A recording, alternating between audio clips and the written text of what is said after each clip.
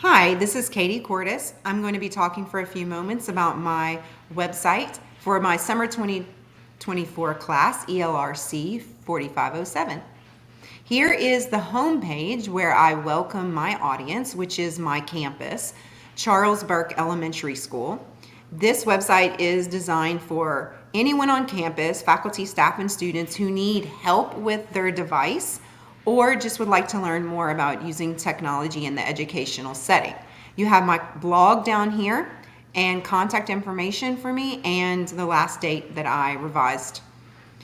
Then you can look at my biography. Here's a picture of me in the Burke Library. It's a little biographical information about me, so to build confidence in the campus that I'm able to take care of their educational and technology needs.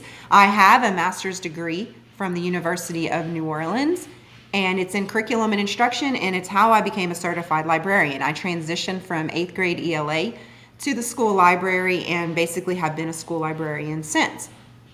I have a family and pets and hobbies, and so you can get to know me a little bit better here.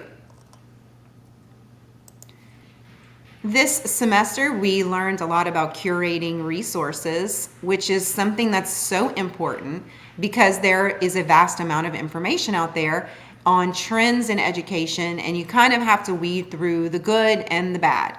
So once you find something you like, you can store it in a Wakelet. It's a nice, bright website that's easy to search and update. It's also easy to share.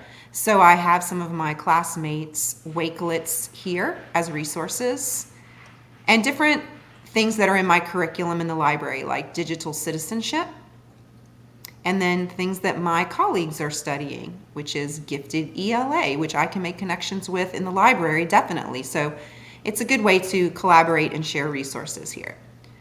My personal choice resources continue on the next tab. Transforming the school library, definitely at top of mind as I had got new flooring and new fresh painted walls this summer. So my clerk and I had to pack every single book in the library and store them in other areas. And when we come back, we're going to be redesigning the library's sections. We are a Spanish and English campus, and so we have so many Spanish and bilingual books that we are moving out reference and relying on our online references instead, and just making a larger Spanish bilingual section. So this is perfect for me to refer to, and I can also direct people on campus here if they want to know, how'd you come up with these ideas? I'll say, oh, go to my website. I have a Wakelet on transforming libraries. Same thing here with Chromebook Care and my Padlet. If there's a problem with the Chromebook, the students will accidentally mess up the settings and not know how to go back, and the teachers will, they're very busy and they don't have time to sort through everything. But if I have 20 pre-K students, I can't stop everything to get to that Chromebook. So I can direct them here to this website and say, I have a tab on there. There's a bunch of shortcuts and ways to reset the Chromebook. Check it out. If it doesn't work, when I get a break between classes, I will call the student to come back to the library. So that's going to be perfect for me on this website. More information about educational technology. Great information for me to refer to later. All right, tech projects that I worked on.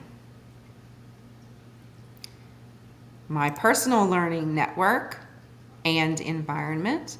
Great to think about and reflect on, especially reflecting on the branches of my PLN that are related to literacy with books, and my branch that's related to literacy with technology, because I wear two hats and they come together very well, but it can become overwhelming because I'm lucky enough to have a clerk that I work with in the library, but it's still a lot of responsibility when you add in all of my administrative duties with spending and weeding out books and just all the different things. I also do the school website and things like that. So this is going to be very important to reflect on. The things that I've learned, curation, why it's so important, and digital storytelling and what I learned making a digital story, which leads me to my next tech project, which was mobile apps. I learned about Edpuzzle and I learned about Do Ink. Do Ink is with the green screen. I'm always fascinated with that, but I haven't ever done it with a class, which I feel bad saying that. I haven't done it. I've done it at trainings and PDs, but I haven't ever had the apps on my iPads because I'm not allowed to put the apps on myself and I have to get permission and there can be some kind of red tape there. But I really do need to get into this and 3D printing. So if I do another one of these, I'm going to work on 3D printing and put it here on my website as well as another resource that I want to try. Edpuzzle, I'm not sure I would use Edpuzzle. I have a Google Classroom, and so I kind of am more comfortable using that. My district allows me to use a Google Classroom. They may not allow me to use Edpuzzle with my students in the Clever portal. We have to have an MOU agreement, so I'll have to check on that. I learned about artificial intelligence and standards and technology for educators. This is an infographic I made on Canva. I love Canva. And AI is just everything everyone's talking about lately. It just surrounds us. So I'm glad that we dug in deeper there this summer. My digital story was really fun. I got to take a walk down memory lane, go back to St. Martin Tours. I got my first communion there and I got married there, and learn about how the literature, which ties in as a librarian with Longfellow's poem, the history there, which is like social studies and local state history, and then put it together in a tech project. I could really see myself using WeVideo to have my students make a video. I didn't really like iMovie on my laptop. It was too hard for me. It was like, it was taking forever and frustrating me. But WeVideo was bright and easy, and I just got it and it got me, and we made a wonderful project together. So this was my favorite thing of the entire summer. I did not earn Apple Teacher certification yet, but I will look into that because I do see the value in it.